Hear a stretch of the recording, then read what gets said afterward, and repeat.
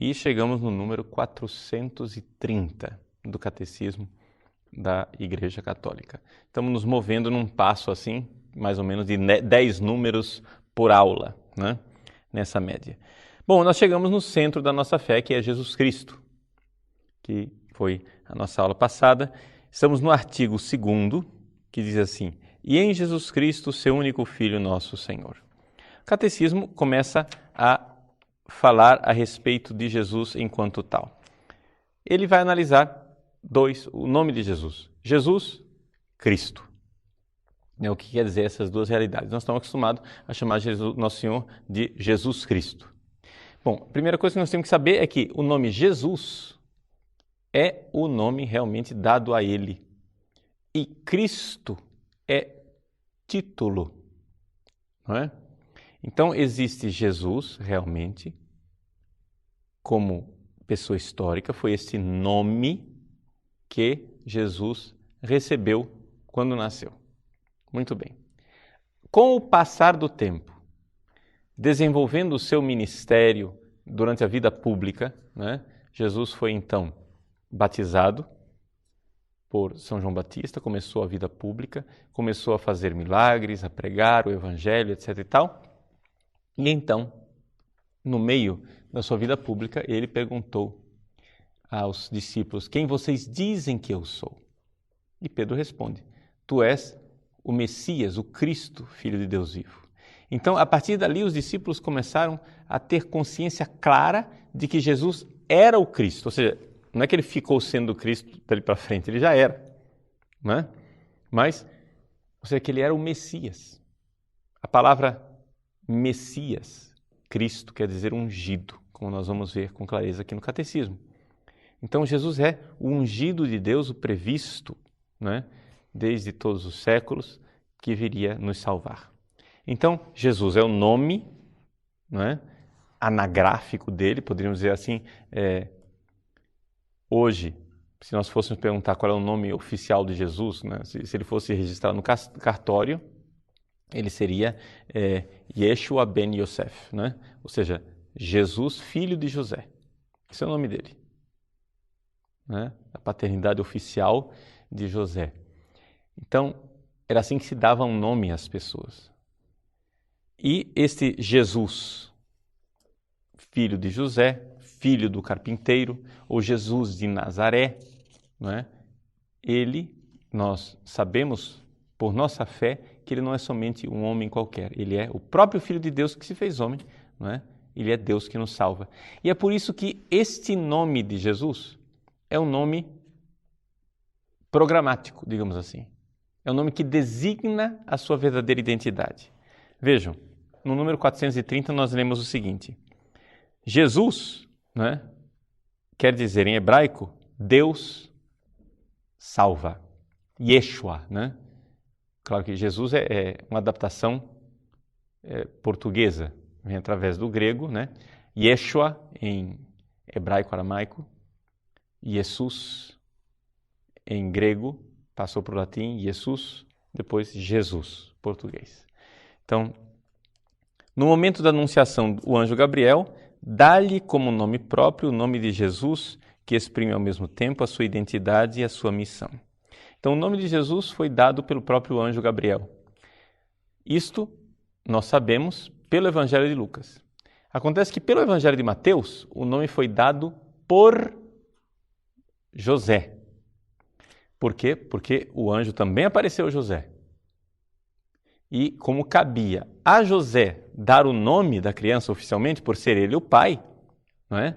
Então, José impôs o nome de Jesus na criança. Mas seja como for, é um nome que foi dado pelo próprio Deus, né? Ou seja, na figura aqui que nós temos do anjo que vem anunciar o nome de Jesus, seja para Maria, seja para São José, nós temos o fato de que quem está dando o nome de Jesus é o verdadeiro Pai, ou seja, Deus Pai é quem mandou o mensageiro para dizer: o nome da criança é esse. Então, quem impôs o nome na criança foi o Pai verdadeiro, ou seja, Deus Pai. José, que era o pai oficial, né? Pai adotivo, nós usamos essa linguagem, José deu esse nome oficialmente, mas no fundo quem deu foi Deus. Uma vez que só Deus pode perdoar os pecados, é Ele que, em Jesus, seu Filho eterno, feito homem, salvará seu povo dos pecados. Em Jesus, portanto, Deus recapitula toda a história da salvação em favor dos homens. Então veja, logo no começo, o catecismo, ao colocar a identidade de Jesus, já nos diz, Ele é o Salvador, Ele veio aqui para salvar. Veio para nos salvar dos nossos pecados, da nossa miséria. Não é? Então, essa realidade da salvação, Ele como Redentor, é fundamental. O número 431 nos diz isso, não é? Que Jesus é o Redentor. A palavra, o nome Jesus, é um nome redentor, é um nome programático, é um nome que nele mesmo deve ser valorizado. Não é? Quando a gente diz que o nome de Jesus tem poder, não é? O que é que nós estamos falando? Não estamos falando aqui, não é um fetichismo de palavras, não é uma espécie de magia, né? Como se o nome de Jesus fosse uma palavra mágica. Não é isso. Mas é que nós temos que entender o seguinte: Deus, Ele habita em luz inacessível. Todas as coisas, todos os nomes que nós podemos dar a Deus podem ser nomes compreendidos de forma correta ou podem ser nomes que nós deturpamos. Por exemplo, quando eu chamo Deus de Pai, o nome Deus Pai, né, eu posso compreender corretamente que Deus é Pai como Ele se revelou na história com Jesus Cristo, etc, etc. Sim, até aí tudo bem. Só que chega um ponto que você pode entrar em curto-circuito e colocar a sua experiência de pai em cima de Deus, e ali o negócio começa a ficar complicado. Por quê? Porque você começa a idolatrar. Ou seja, o nome Pai, você pode entendê-lo corretamente, mas você pode também perverter. Entendeu? Você pode colocar o seu pai em cima de Deus Pai. Então, todos os nomes que a gente pode usar para Deus, isso pode ocorrer com todos os nomes. Não é? Você pode sempre ter o conteúdo real revelado por Deus, Deus Pai, ou você pode interferir com outros nomes, porque todos os nomes são tirados de realidades concretas. Quando você chega e diz, Deus é Pai, chega e diz, Deus é amor, não é? Bom, que ideia de pai você tem? Você pode ter uma ideia completamente maluca de pai, você não vai entender, vai entender errado. Deus é amor. E que ideia que você tem de amor? Você pode entender completamente errado, não é? Se você chega e diz assim, que Deus é misericórdia, mas que ideia de misericórdia você tem? Então, dependendo das experiências que você teve, você pode pegar os nomes de Deus e deturpá-los, ok? Agora, o nome de Jesus não. O nome de Jesus é o único nome de Deus que não pode ser deturpado. Por quê? Porque ele não depende de uma experiência sua. Entendeu? Para você entender que Deus Pai é Pai, você pode pegar o conteúdo da sua experiência com seu pai. Para você entender que Deus é misericórdia, você pode pegar o conteúdo da sua experiência de misericórdia. E como você pode ter experiências deturpadas, você pode deturpar o conceito de Deus e criar um ídolo falso. Mas Jesus não. Por quê? Porque Jesus não é a sua experiência. Jesus é acontecimento histórico. Deus se fez carne, se encarnou, então é real. Entende? Não é algo que depende da sua experiência. É um acontecimento histórico que você deverá buscar. Você tem que procurar saber cada vez mais como foi que aconteceu. Como é que Deus se fez carne. Como é que aconteceu realmente, não é? Na vida de Cristo, na história da humanidade, na época de Pôncio Pilatos, como é que Deus se revelou. Então, o nome de Jesus é um nome que não é idolatrável. Está entendendo? Porque ele é uma pessoa que viveu na história. Então você não consegue, não é algo que você vai construir com a sua cabeça. Está lá o acontecimento. 4.3.2. O nome de Jesus significa que o próprio nome de Deus está presente na pessoa do seu Filho. É interessante a gente recordar isso, que na cultura hebraica, o próprio nome é uma presença, é uma forma de presença. Por isso, o segundo mandamento, não tomar o nome de Deus em vão. Por quê? Porque o nome é invocar a presença, não é? Ao pronunciar o nome, de alguma forma, se está invocando a presença e o nome de Deus. Então, quando você vê que Jesus contém no nome dele o nome de Deus, não é? Ou seja, qual é o nome que foi revelado no Antigo Testamento? Não é? Quando Deus revelou o nome dele a Moisés, ele revelou o nome dele no tetragrama sagrado, né? As 4 letras sagradas, aquele nome que os judeus não pronunciam até hoje. Provavelmente a pronúncia do nome seria Yahvé.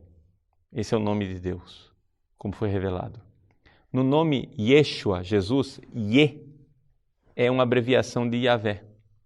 Não é? Então, o nome Yahvé está presente dentro do nome de Jesus. É isso que o catecismo está tentando colocar no 4.3.2. No 4.3.3, não é? Veja só, vamos ler aqui. O nome de Deus Salvador, Yahvé, não é? Era invocado uma só vez por ano pelo sumo sacerdote para a expiação dos pecados de Israel. Depois de ele aspergir o propiciatório do Santo dos Santos com o sangue do sacrifício. Então, vamos entender aqui que a linguagem é técnica, talvez vocês não entendam o que está falando. O sacerdote, então, ele matava, não é? Um animal que era sacrificado, retirava aquele sangue e com o sangue ele entrava no Santo dos Santos, que era o lugar mais sagrado do templo, onde não se podia entrar sem ser o sumo sacerdote. E ele então pegava, não é? Estava lá dentro a Arca da Aliança, dentro do templo, no Santo dos Santos. Então, assim, dentro do Santo dos Santos havia a Arca da Aliança. A Arca da Aliança era, usar uma linguagem nossa corriqueira para a gente entender, né? Era um baú, uma caixa, um baú. Em cima desta caixa havia uma tampa. E na tampa havia 2 querubins, não é? Um olhando para o outro, 2 anjos, 2 querubins, um olhando para o outro. E no meio dos querubins, é evidente, havia um vazio. Este era o propiciatório. Então, o sacerdote aspergia com sangue o propiciatório. Porque ali, naquele lugar vazio, em que os 2 anjos estavam adorando, ali seria o lugar da presença da divindade. É interessante isso, que o povo de Israel, né, por obediência a Deus, não fez uma imagem de Deus, não é? Porque Deus não tinha imagem, não era possível fazer uma imagem de Deus. Mas eles fizeram então esses 2 querubins para, na representação daquele vazio, dizer: ali está a presença do Altíssimo, não é? Ali é o lugar do propiciatório, ali é o lugar em que nós podemos ser redimidos. Então pegavam o sangue, né, do cordeiro e então aspergiam aquele lugar. É isso que o catecismo está descrevendo, né? Então, o sacerdote aspergia com o sangue o propiciatório, essa tampa da Arca da Aliança, e então pronunciava uma única vez por ano o nome Yahvé. E ao pronunciar esse nome, ali havia a redenção, o nome que salva. Não é? Vejam, porque ali ao invocar o nome de Deus era presença. Aliás, o próprio nome, Yahvé, quer dizer isso. Yahvé quer dizer, eu sou aquele que sou, mas eu poderia traduzir de outro jeito. Eu sou aquele que está presente aí, ou seja, uma presença, não é? Quando Moisés perguntou para Deus qual era o nome de Deus, Deus não quis dar um nome exato para ele. Por quê? Porque se ele desse, sei lá, um nome de Baal, Moisés poderia invocar aquele nome, usar aquele nome para invocar e produzir a presença de Deus. Deus disse não. Não é você quem vai usar uma palavrinha e com essa palavra você vai provocar a minha presença. Não, nada disso. A minha presença, o meu nome é essa profissão de fé de que eu já estou presente. Eu já estou aí para salvar vocês. Então, ao pronunciar aquele nome, o povo de Israel se dá conta desta presença sagrada que nos salva. Então, aí o catecismo diz de forma muito bonita, um comentário de São Paulo, o propiciatório é o lugar da presença de Deus. Não é? Quando São Paulo diz que Jesus que Deus o destinou como instrumento de propiciação por seu próprio sangue, São Paulo quer afirmar que na humanidade deste último era Deus que em Cristo reconciliava consigo o mundo. Então, quer dizer o seguinte, agora nós cristãos sabemos que o propiciatório, o lugar da presença de Deus, é o próprio corpo de Cristo. Está entendendo? Assim como dentro da Arca da Aliança havia o maná, não é? Hoje nós podemos dizer que a nossa Arca da Aliança é o sacrário, é o tabernáculo, não é? Ali é o propiciatório, ali está o corpo de Deus, está a presença de Deus. Pessoal que não conhece a Catedral de Cuiabá, o sacrário da nossa catedral é uma obra de arte recente. Foi desenhado por um artista polonês, Aristark, não é? Ele era um prodígio, o homem era mutilado de guerra. Ele perdeu as duas mãos na guerra, na Segunda Guerra Mundial, e, no entanto, apesar de não ter as duas mãos, ele continuou sendo artista, não é?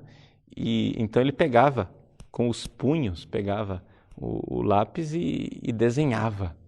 Então ele desenhou todos os mosaicos da Catedral de Cuiabá, foram desenhados por ele, as vias sacras foram desenhadas por ele e o sacrário da Catedral de Cuiabá foi desenhado por ele. Não é? E como é que ele fez o sacrário? Ele fez o sacrário assim, fez uma caixa com 2 querubins. É o propiciatório, é o lugar da presença. Não é? Ele juntou essa imagem do Antigo Testamento com a nossa fé cristã do Novo Testamento. Ou seja, que na humanidade de Cristo está uma presença de Deus. Então ali está a reconciliação. Então quando o nome de Jesus é pronunciado, não é? Satanás não suporta aquela ideia, não suporta aquela realidade espiritual, não suporta aquela presença, né, no nome de Jesus.